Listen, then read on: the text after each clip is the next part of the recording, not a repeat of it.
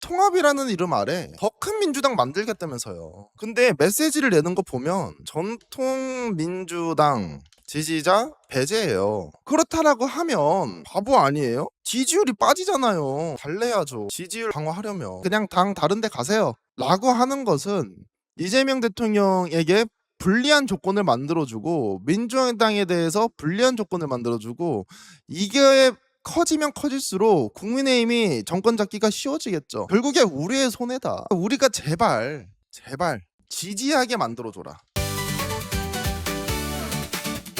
이동영 작가가 장름한 여의도를 나가가지고 핵심 코어층은 도대체 누구냐 이거에 대해서 얘기를 했는데 간단하게 보고 이야기 나눠보도록 하겠습니다. 아니 근데 저는 이 싸움을 해봤어요. 해봤는데 네. 그때는 진짜 나밖에 없었어. 아. 근데 이번에는 많아요. 꽤 많은 거예요. 세상이 많이 바뀐 거예요. 그 싸움이라는 건 예전에 대선 후보 선출 때 그 이후로도 경기도지사 선거할 때도 네. 그때는 지금보다 이재명은 더 완전 쓰레기였지. 그랬나요? 완전 쓰레기 기억 안 나요?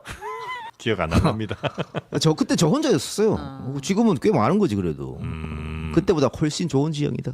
하긴 이동영 작가가 이제 곧 한 10년 전 당시 아마 성남시장. 네. 그 선호를 많이 했었던 건 기억이 좀 납니다. 봐, 이게 코어예요. 안 흔들려 10년 동안.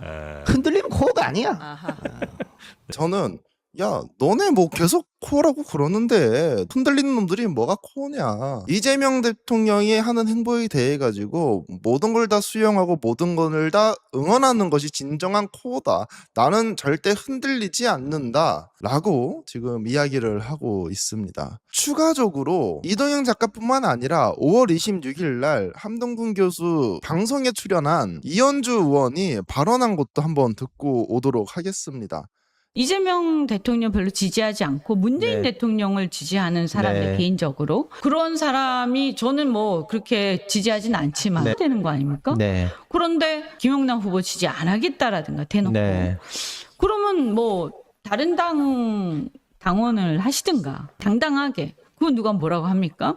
근데 그렇게 안 하고 민주당 있으면서 그쵸. 계속 욕하고 그쵸. 계속 이상한 유튜브 올리고 네. 이렇게 하면 안 된다는 거예요. 그런 거죠. 이재명 대통령의 이제 비판을 하시는 분들이 이제 문재인 대통령을 지지하시는 분들 같은데 이재명 대통령을 비판할 거면 민주당 잊지 마시고 저기 딴 데로 가시라 라는 이야기가 등장하기 시작했더라고요.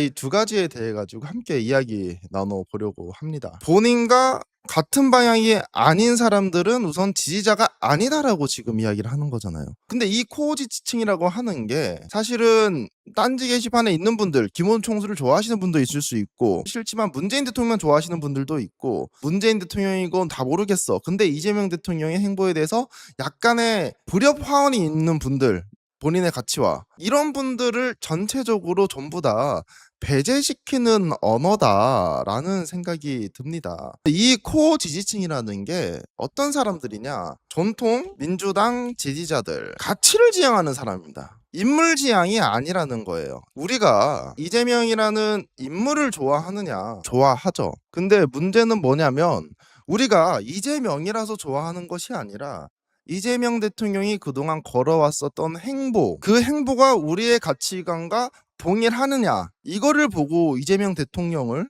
지지를 했었던 것이거든요. 근데 우리가 입장에서 봤을 때 약간 아쉬운 점은 뭐냐? 나는 이재명 대통령을 뽑아줬고 나애가 바라보는 세상은 이러한 방향성이 있는데 약간 다르게 가네? 그러면 이거에 대해서 누구든 설명이 필요한 거죠. 사실은 너희 지지자들과 나랑 방향성은 동일해. 하지만 내가 대통령이 되고 보니까 그게 이런 식의 방법으로만 갈 수는 없는 것 같아. 그래서 나를 조금만 더 믿어주고 기다려주지 않을래? 이런 메시지가 필요하다라는 거죠. 근데 요즘에 나오는 정치인분들, 평론가분들은 뭐라고 하냐면 절이 싫으면 중이 떠나라. 너네 잘못했어. 너네 뭐 쥐뿌리나 알아? 으이구 진짜 뭐 알아보지도 않고 말이야.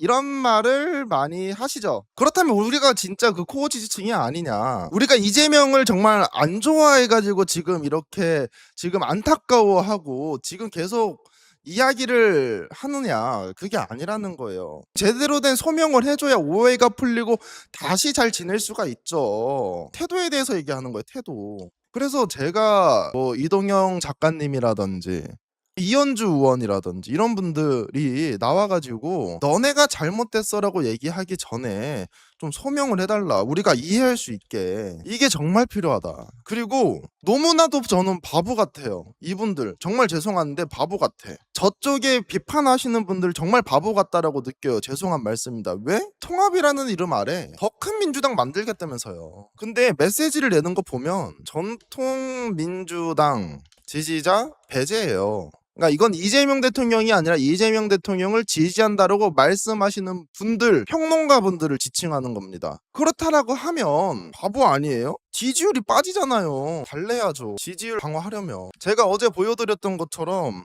보수, 진보, 그리고 중도 다 빠졌어요. 그래도 우리는 믿고 싶은 감정이 있잖아요. 그리고 애증이 있잖아요. 전통 지지자를 버리면 손해는 누구냐? 첫 번째로는요, 이재명 대통령이에요. 두 번째는 민주당이겠죠. 그래서 정통 지지자층을 뭐 친명이라고 하시는, 뭐 친석이라고 불리우는 분들이 그냥 당 다른 데 가세요 라고 하는 것은 이재명 대통령에게 불리한 조건을 만들어주고 민주당에 대해서 불리한 조건을 만들어주고, 이게 커지면 커질수록 국민의힘이 정권 잡기가 쉬워지겠죠. 결국에 우리의 손해다. 우리가 제발 지지하게 만들어줘라.